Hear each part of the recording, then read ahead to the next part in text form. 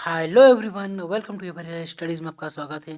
तो इस वीडियो से हम डिस्कस करेंगे आर्टिकल 356 के बारे में।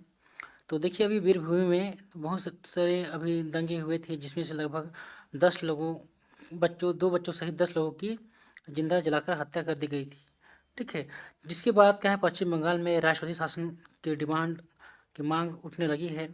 ठीक है। तो इसी कंटेक्स्ट में हम देखेंगे भारतीय संदर्भ में राष्ट्रपति शासन के लिए आर्टिकल 356 क्या बोलता है। आर्टिकल 356 कहता है कि अगर वहाँ स्टेट गवर्नमेंट अगर संविधान के अनुसार से अपना कार्य नहीं कर रही है तो राष्ट्रपति शासन लगाया जा सकता है। ठीक है। किस में बोला गया है? आर्टिकल 356 में बोला गया है। तो जिसके तहत राज्य शासन अगर संविधान के उपबंधों का अनुसार नहीं चल रही है तो क्या है, उसको राज्य सरकार को निलंबित करने का आदेश किसको है? राष्ट्रपति को है। और उसमें आर्टिकल 356 के अनुसार राष्ट्रपति शासन वहाँ लगा सकता है। ठीक है। इसी को क्या बोलता है? इस कंडीशन को स्टेट इमरजेंसी बोला जाता है या फिर आपका कॉन्स्टिट्यूशन इमरजेंसी बोला जाता है। इसमें निहितार्थ देख लीजिए। तो इसमें क्या बोला गया है कि अगर राष्ट्रपति शासन लागू होने पर राज्य में कोई भी मंत्रिपरिषद नहीं होती है। इस दौरान विधानसभा या तो स्थगित हो जाती है या फिर भंग हो जाती है। राष्ट्रपति शासन लागू होने पर राज्य में जो मंत्रिपरिषद होता है, इस दौरान क्या है, कोई भी मंत्री नहीं रहता है, मंत्रिपरिषद भंग हो जाती है और जो विधानसभा होती है वो भी स्थगित कैंसिल हो जाती है। राज्य की सरकार केंद्र सरकार के अधीन हो जाती है। डायरेक्ट क्या है, सेंट्रल गवर्नमेंट के अंडर आ जाती है। कौन? State government. क्योंकि स्टेट में क्या लग जाता है, आपका प्रेसिडेंट्स रूल्स लग जाता है। राष्ट्रपति शासन। ठीक है। राज्यपाल भारत के राष्ट्रपति का क्या है, प्रतिनिधित्व करता है। संसदीय अनुमोदन और इसका अवधि देखिए।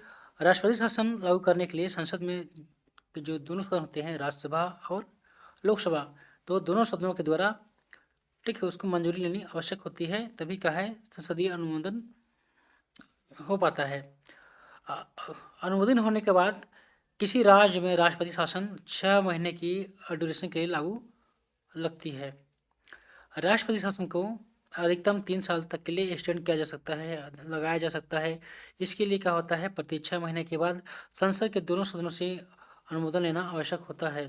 ऐसा नहीं है कि मतलब राष्ट्रपति डायरेक्ट ही लगा दे।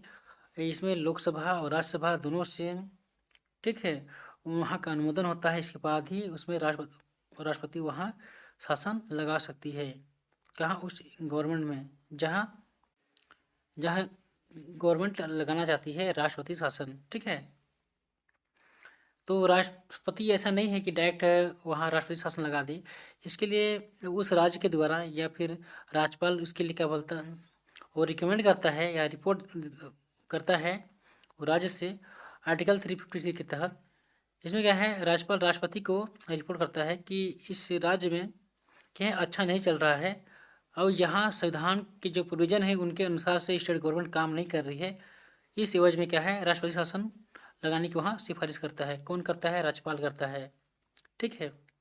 तो ये हो गई, राज्यपाल सिफारिश करता है, तब राष्ट्रपति शासन लगाने की वो पेशकश की जाती है।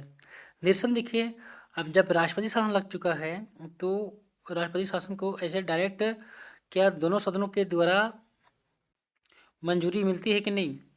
इसमें ऐसा नहीं है कि अगर अनुमोदन जरूरी नहीं है। अगर राष्ट्रपति शासन हटाना है उस राज्य से तो संसद के जो दोनों सदन हैं उनसे मंजूरी लेना आवश्यकता नहीं होती है। इसमें अगर राष्ट्रपति शासन को राष्ट्रपति द्वारा एक सिंपल क्या है, उस राज्य की जो राष्ट्रपति शासन लगा हुआ है उसको खत्म कर सकता है।